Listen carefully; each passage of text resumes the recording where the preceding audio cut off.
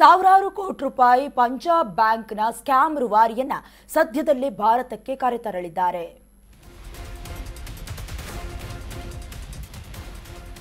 ಸಾವಿರಾರು ಕೋಟಿ ಪಿಎನ್ಬಿ ಹಗರಣ ನಡೆದಿದೆ. ಈ ಸ್ಕ್ಯಾಮ್ನ ರೂವಾರಿಯನ್ನ ಸದ್ಯದಲ್ಲೇ ಭಾರತಕ್ಕೆ ಕರೆತರಲಾಗುತ್ತೆ.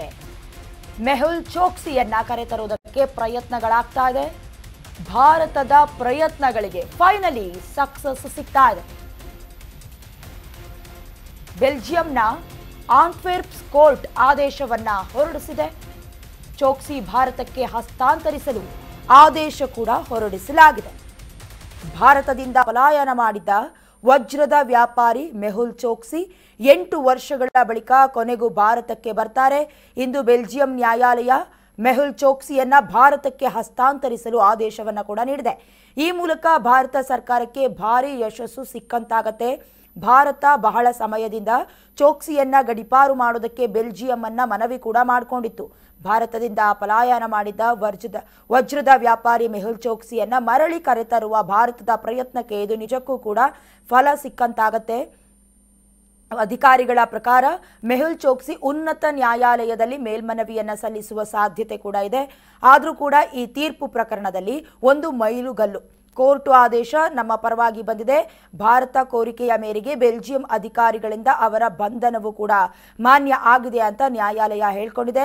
ಅವರನ್ನ ಹಸ್ತಾಂತರಿಸುವಲ್ಲಿ ಮೊದಲ ಕಾನೂನಿನ ಹೆಜ್ಜೆ ಇಡಲಾಗಿದೆ ಅಂತ ಭಾರತದ ಹಿರಿಯ ಅಧಿಕಾರಿಗಳೊಬ್ಬರು ಕೂಡ ತಿಳಿಸಿದ್ದಾರೆ.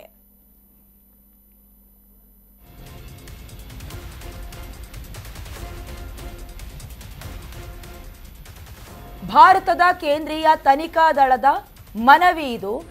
ಈ ಕೋರಿಕೆಯ ಮೇರೆಗೆ 65 ವರ್ಷದ ಚೋಕ್ಸಿಯನ್ನ ಲಾಕ್ ಮಾಡಲಾಗಿದೆ. ಮೆಹುಲನ್ನ ಬಂಧಿಸಿದ್ದ ಬೆಲ್ಜಿಯಂ ಅಧಿಕಾರಿಗಳು ಏಪ್ರಿಲ್ 11ನೇ ತಾರೀಕಿನಂದು ಬಂಧಿಸಿ ಕೋರ್ಟ್ಗೆ ಹಾಜರು ಮಾಡಲಾಗಿತ್ತು. 6 ತಿಂಗಳಿಂದ ಕೂಡ ಜೈಲಿನಲ್ಲೇ ಇದ್ದಾರೆ ಮೆಹುಲ್ ಚೋಕ್ಸಿ. ಬೆಲ್ಜಿಯಂ ಕೋರ್ಟ್ಗಳಲ್ಲಿ ಚೋಕ್ಸಿ ಬೇಲ್ ರದ್ದಾಗಿದೆ. ಪಂಜಾಬ್ ನ್ಯಾಷನಲ್ ಬ್ಯಾಂಕ್ ಹಗರಣದ ರೂವಾರಿಯನ್ನ ಕರೆತರುವುದಕ್ಕೆ ಸನಿಹವಾಗ್ತಾ ಇದೆ. ಸಮಯ ಬಂದಿದ್ದಾಗಿದೆ. ಭಾರತದ ಕೇಂದ್ರೀಯ ತನಿಖಾ ದಳದ ಮನವಿಯ ಮೇರೆಗೆ 65 ವರ್ಷದ ಚೋಕ್ಸಿಯನ್ನ ಲಾಕ್ ಮಾಡಲಾಗಿತ್ತು.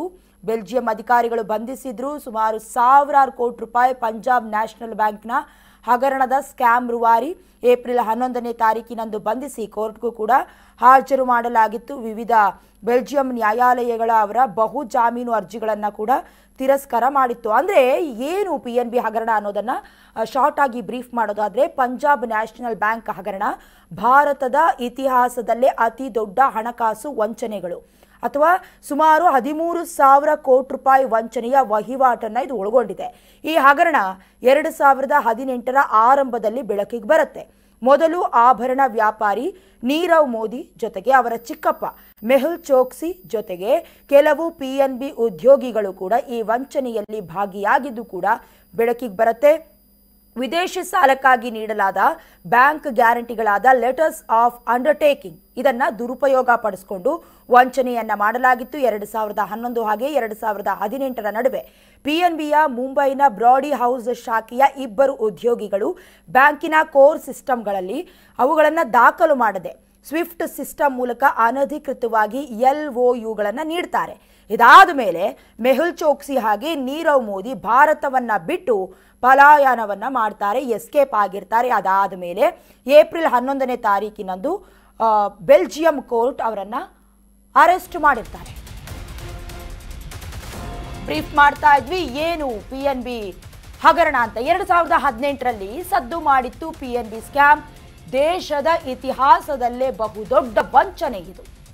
ಸುಮಾರು 13,000 ಕೋಟಿ ರೂಪಾಯಿ ನಾಮ ಹಾಕಿ ಚೋಕ್ಸಿ ಭಾರತವನ್ನ ಬಿಟ್ಟು ಪರಾರಿಯಾಗಿದ್ರು.